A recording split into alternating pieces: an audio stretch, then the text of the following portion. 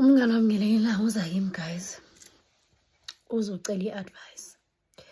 Uthi yazi I just discovered ukuthi kunabantwana abakhumbula izinto basebancane. I don't know whether I have to approach my son to know ukuthi how deep does he know about things ezenzeke saseyitoddler. I don't know whether to sit him down. What if he doesn't remember? Or I don't know whether I should go ngimuse for some therapy. Maybe he would talk there with what are the triggers and all that. Umngane wami, she was in this abusive relationship. And in a sense that uguy bekathandana naye didn't consider ukuthi kunomntwana laphaya. Makafuna nje yena umlalo uyawufuna. Akanandaba ukuthi kunomntwana. In a sense yokuthi njalo wayithi noma sekakhala engakhaliswa kulo mfana loyo, umntwana abuya athi mama ubani ukwenzile kanje, uyokushayile. Uthi ngelinye ilanga bathi belele ebusuku besenza ihlofu, umntwana wavuka wathi nungamenzi umama yabo. So uthi eyona nto eyayibuhlungu kakhulu, it's the day lo mfana emphushele ekamereni efuna ihlofu. Umntwana wavula umnyango while the guy was in action. Ephethe ummese ubekela entanyeni while efutha kuyena. Umntwana emile laphaya ebukile. Engenawo namandla ke manje umngane wokukhuza lesisilwanyana. So elokhathi angazi nokuthi mhlambe lezi zinto zingaze zimvukele umntwana msekamdala. I feel that I did not protect my child. Asho kanjalo.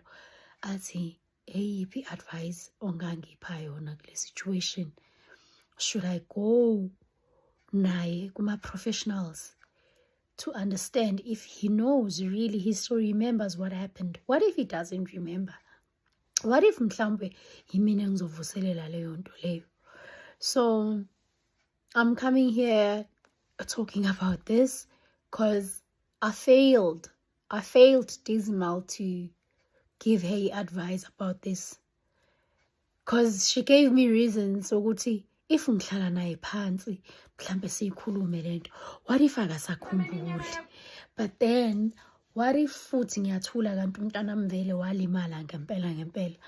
Or go to the professionals and then let's say now I know ukuthi he still remembers. How will I handle it? Ngizombukelwa ubani umntwana?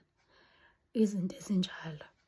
So I'm making this video for the advice gini kuma comments ukuthi should she go kuma professionals nalo mntwana for this child to get help, or ayeke lalinde ingane ukuthi izisho yona ukuthi vele kunento eyehla kuyena?